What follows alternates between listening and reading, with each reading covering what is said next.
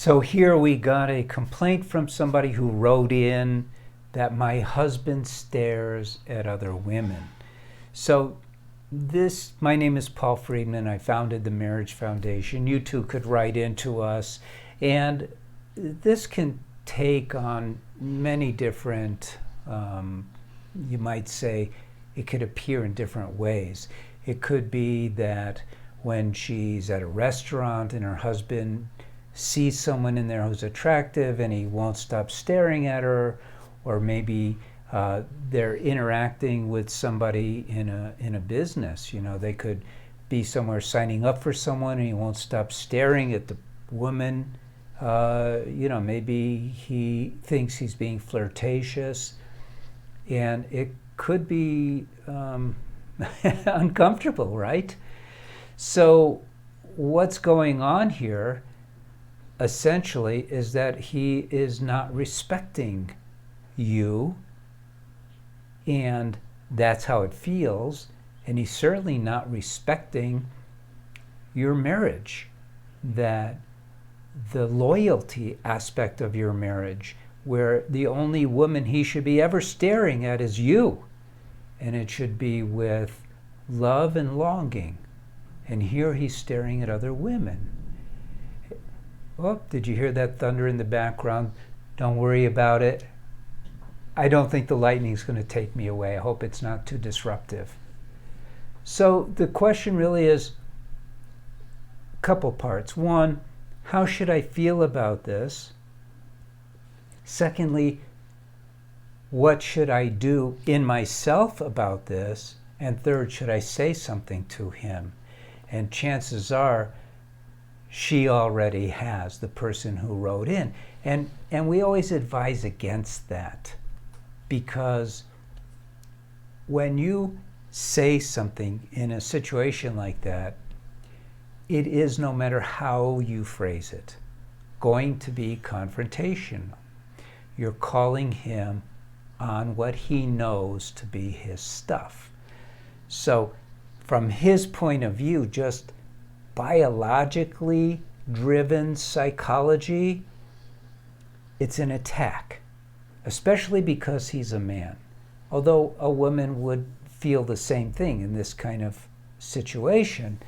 So he's going to do one of two things. You learned this in school a long time ago: fight or flight. I wasn't doing that. That wasn't me. I wasn't looking. Or he's going to fight you on it and say, what's wrong with you? You got a problem. I don't have a problem. I can look at other women, da-da-da-da-da, all that nonsense. And it is nonsense. The truth is, he should not be doing that. We all know that. He knows it too. So first of all, the number one thing is you need to maintain your own peace. You know, we get married together, but we still have our individuality. And it's incumbent upon us to maintain that individuality and have a mastery over our own mind, because as a human being, we're entitled to be happy all the time. It's part of the deal. It comes with it. And I could get into a long discussion, but, let's just say it this way. If you can be happy, you should be happy. It's a birthright. And you don't want to allow outer circumstances, especially, to undermine your happiness. You see, you are a soul. You're a soul, you have a mind, you have a body. The mind is supposed to take in information. The body's supposed to be your material vehicle in this world. You're supposed to take in information, interpret it, use it to your advantage. But one of the greatest advantages is happiness. So you should always be happy. Isn't that thunder beautiful? Therefore, you have to be careful of how you perceive outer things, including things that your husband is doing. That's an outer thing. So what you don't want to do, above anything else, is you don't want to take it as an attack. Because your mind is going to tell you it's an attack. It's humiliating. That's your mind. As a soul, you can't be humiliated, but as a person, of course you can. As a wife, of course you can. But you don't want to allow that to dictate how you will behave. So you set it aside as, this is his behavior. No, it's not appropriate, but it's his behavior. I'm not going to be affected by it. And then you go, but I am affected by it.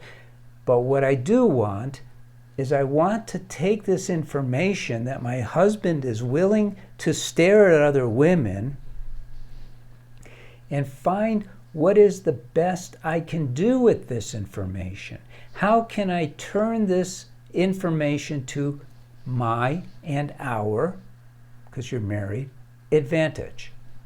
So what that information is, if it's not an attack, is its knowledge that your marriage is not operating well. Because if it were, he would only be looking at you with love and longing. So I'm not saying he was looking at her with love and longing, but he was staring at her, and that's not cool. So what can you do about it? Well, there's a lot of things that you can do about it, and this becomes a very personal thing because no one knows your husband as well as you do, and no one knows how your husband sees you, because this is not about how he's seeing the woman he's staring at, but it's how he's seeing you. Why isn't he seeing you? And don't blame him now for this. Why isn't he seeing you as the love of his life, who he should be looking at with love and longing? Why not? You can't change him, but you can change yourself. And yes, you can berate him for stepping out of bounds, and he is, but it's not going to get you anywhere. It's going to undermine whatever you have going on in your marriage right now. It's going to undermine that. What you want to do is you want to create a marriage that is all about love and happiness, which is why you got married in the first place. So if it's not doing that, it's important to know how to do that, unless you like drama and you just want to call him on it, get into a big fight, have all these bad feelings. But that's not a good use of information. And you are responsible to yourself for how you calculate the information that you have coming in. Is this making sense to you? So you're seeing that, forget the part that he's humiliating you. That is a byproduct, believe it or not. He's not doing that on purpose.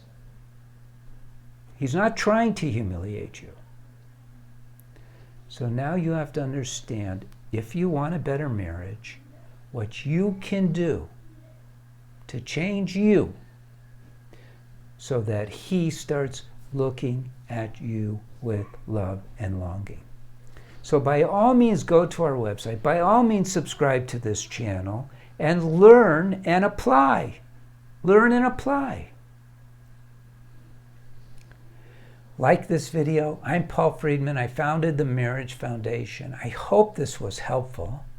If not, write into our counselors and ask them what to do. If you're missing something in this thought process, ask me in the comments section and I will clue you in, because this is an important piece, not just for this particular issue, but for your whole marriage. Most people get married with expectations of their spouse and none of themselves. And this is a great opportunity for you to see beyond that so you can have that amazing marriage. You should have an amazing marriage. It's the promise of a marriage to have it be ever-increasing happiness and ever-expanding love. Thank you for spending time. God bless and take care.